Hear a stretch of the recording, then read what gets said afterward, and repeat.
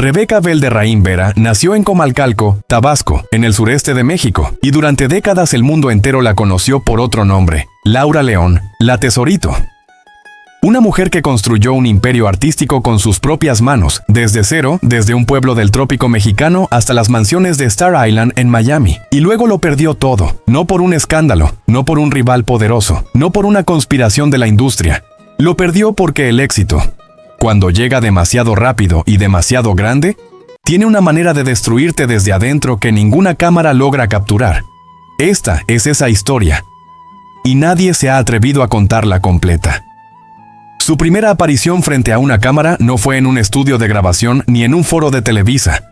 Fue en 1976, en una película de Emilio "El Indio" Fernández, director legendario del cine nacional mexicano. La escena era efímera. Ella montaba un caballo semidesnuda. Era joven, desconocida y tenía una presencia física que el cine de esa época sabía cómo usar. Eso fue todo, ni crédito prominente ni continuidad. Solo una aparición en el margen de la historia del cine mexicano. Pero algo quedó registrado en esa imagen. Una mujer que no le temía al escrutinio. Una mujer que miraba a la cámara sin parpadear. Lo que vino después tardó años en construirse. A finales de los 70, mientras participaba en programas de variedades en televisión, Laura León tenía una costumbre. Llegaba al set y saludaba a todo el equipo con un grito afectuoso. ¡Tesoros! Era su forma de conectar con la gente, de hacer que el personal de producción, los técnicos, los maquillistas se sintieran vistos. El equipo empezó a devolverle el apodo con cariño, la Tesorito. Un nombre que nació de generosidad genuina, de una mujer que valoraba a los que trabajaban a su lado. Ese detalle importa, porque más adelante ese carácter que generó el apodo sería exactamente lo que la fama iba a intentar borrar. En los primeros años de la década de los 80, la cantante Lola Beltrán la escuchó cantar música ranchera en el programa Variedades Bacardí, junto a Héctor Lechuga y el Loco Valdés. Beltrán reconoció algo en su voz. La recomendó con la disquera Melody, que tenía una orientación hacia la música tropical. Fue ahí donde comenzó la transformación. Laura León no se convertiría en intérprete ranchera, se convertiría en la reina de la cumbia mexicana. Su primer álbum de estudio, Mi Tesorito, salió en 1985. Los sencillos empezaron a circular. Yo no soy abusadora, Suavecito, Suavecito. Canciones que tenían ritmo, humor y una identidad femenina que el público latinoamericano no había visto empaquetado de esa manera. No era la sufrida, no era la romántica trágica. Era una mujer que bailaba, que seducía, que no pedía permiso. A través de los programas de Raúl Velasco, su música llegó a Estados Unidos, a Europa, al resto de América. El nombre Laura León se instaló en la memoria colectiva de una generación entera. Y entonces llegaron los 90. La década de los 90 fue el pico. No hay otra manera de describir lo que ocurrió con su carrera en esos años. En 1994, Televisa produjo Dos Mujeres, Un Camino, una telenovela dirigida por Emilio La Rosa, que tenía en el elenco a Eric Estrada y a Vivi Gaitán. Laura León interpretaba a Tania, la mujer que irrumpe en la vida de un trailero que viaja entre México y Estados Unidos. La telenovela fue un fenómeno. La pantalla chica de habla hispana estaba paralizada 2 veces por semana. Su personaje no era la heroína convencional, era la otra, la que complica la historia, y aún así el público la amaba. Luego vino El Premio Mayor. Luego Mujeres Engañadas. Los álbumes Tesorito en 1993 y Embajadora de la Cumbia en 1995. La Reina del Baile. Este Corazón. Canciones que sonaban en quinceañeras, en bodas, en cantinas, en radios de camiones de carga cruzando la frontera norte. En ese momento Laura León era, sin exageración, una de las mujeres más reconocidas de México y buena parte de América Latina. Y fue exactamente entonces cuando empezó el colapso silencioso. Ella misma lo describió años después en una entrevista con el programa Con Permiso de Unicable, con una honestidad que la industria del entretenimiento rara vez produce. No fue un accidente. No fue alguien que le robó. No fue un contrato mal firmado. Fue algo más difícil de procesar y más fácil de ignorar. La fama le cambió el carácter. Le agarró, en sus propias palabras, una soberbia muy fuerte. Una actitud de diva que fue creciendo a medida que los reflectores se multiplicaban. Los desplantes de grandeza. El sentido de que las reglas que aplican para los demás no aplican para ti.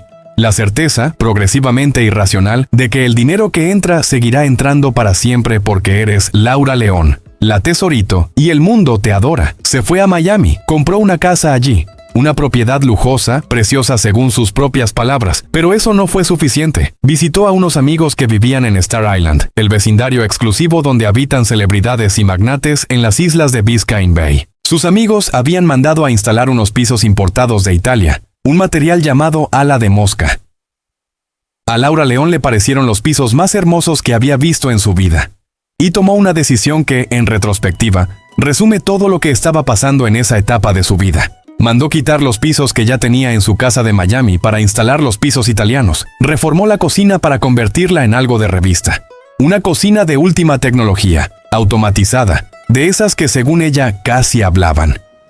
Una cocina que costó una fortuna y que ella misma admitió que no sabía usar. Nunca aprendió a hacer ni un huevo estrellado. No importaba. El punto era tenerla. El punto era que fuera la más impresionante de todas. La soberbia, explicó años después, es así. No te destruye de un golpe. Te va vaciando de adentro. Te convierte en alguien que gasta lo que no tiene para demostrar lo que ya no necesita demostrar.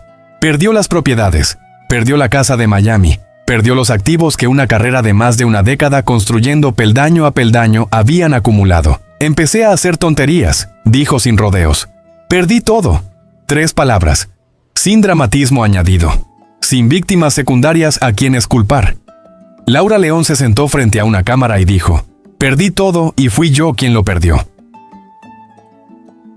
Hay algo que la industria del entretenimiento hace sistemáticamente con las historias de declive de las estrellas. Las convierte en tragedia operática o las borra. El escándalo vende, el arrepentimiento silencioso no. Y la historia de Laura León en esa etapa no tenía el ingrediente que los tabloides necesitan. No había un antagonista externo, no había un productor abusivo, no había un representante que le robó, no había un hombre que la dejó en la ruina.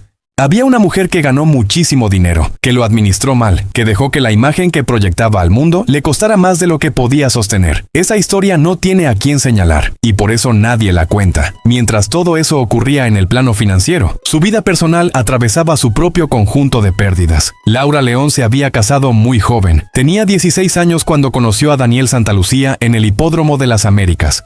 Era un modelo argentino, trabajador, sin vicios, y ella se enamoró de inmediato. A los 17 años, en contra de la voluntad de sus padres, se casaron. Tuvieron 2 hijos, Jaskin y ex Calots Santalucía, cuyos nombres fueron elegidos por Daniel debido a su pasión por la cultura maya. El matrimonio no sobrevivió a la fama, no fue una infidelidad, no fue violencia, fue algo más mundano y más devastador. Un hombre que no pudo estar casado con una celebridad.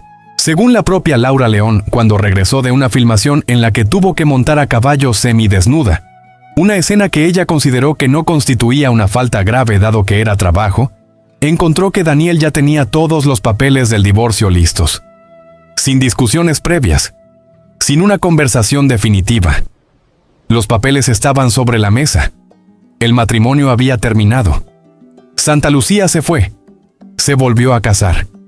Su segunda esposa lo dejó en una situación económica difícil, y entonces ocurrió algo que dice más sobre el carácter real de Laura León que cualquier éxito discográfico o rating de telenovela. Lo recibió en su casa, al hombre que se había ido, al padre de sus hijos. Lo acogió no por romanticismo, sino por amor a sus hijos y porque lo consideraba una persona decente. La relación se convirtió en lo que ella llamó hermandad.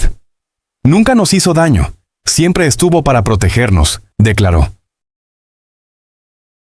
Cuando Daniel Santalucía murió en 2016, Laura León lo despidió como a un compañero de vida, aunque llevaban décadas divorciados. Ese mismo año perdió a quien llamaba su novio, la persona que ocupaba ese espacio en su vida después del divorcio. Ya no tengo novio, dijo ese año frente a las cámaras de Ventaneando, con la misma economía verbal que la caracteriza. Se murió, era un gran señor. Después de ese tiempo, muy poca gente puede llenar esos espacios. 2 muertes en el mismo año. 2 hombres que habían sido centrales en su historia personal. Y ella seguía parada, seguía trabajando, seguía apareciendo en foros, en teatros, en sets de televisión. En 2011 había regresado a las telenovelas con 2 hogares, también bajo la dirección de Emilio La Rosa. En 2021 apareció en la serie El Juego de las Llaves. Ese mismo año grabó una versión del tema Tusa, el éxito de Karol G y Nicki Nicole. En 2021 también lanzó su versión de Material Girl. 4 décadas después de su primer sencillo, Laura León seguía encontrando maneras de no quedarse quieta. Hay un video que circuló en redes sociales en 2021 que generó toda clase de comentarios. La grabaron en una tienda Ross, una cadena de descuentos en Estados Unidos, comprando unos zapatos. En el video, Laura León pedía más descuentos sobre los precios que ya tenían los zapatos. La mujer que la grabó lo hizo sin consentimiento, y muchos de los comentarios en redes se dirigieron no contra Laura León, sino contra quien la filmó. Pero el video existía, y la conversación que generó era inevitable. La mujer que una vez tuvo una mansión con pisos de mármol importado de Italia, estaba negociando el precio de unos zapatos en una tienda de saldos. Esa imagen tiene dos lecturas posibles. La primera es condescendiente. Mira cómo cayó. La segunda, que es la correcta, es otra cosa completamente. Es la imagen de alguien que aprendió, que sobrevivió a su propio exceso, que llegó al otro lado de la soberbia y encontró ahí a la misma persona que llegaba a los sets de televisión gritando «¡Tesoros!» a los técnicos.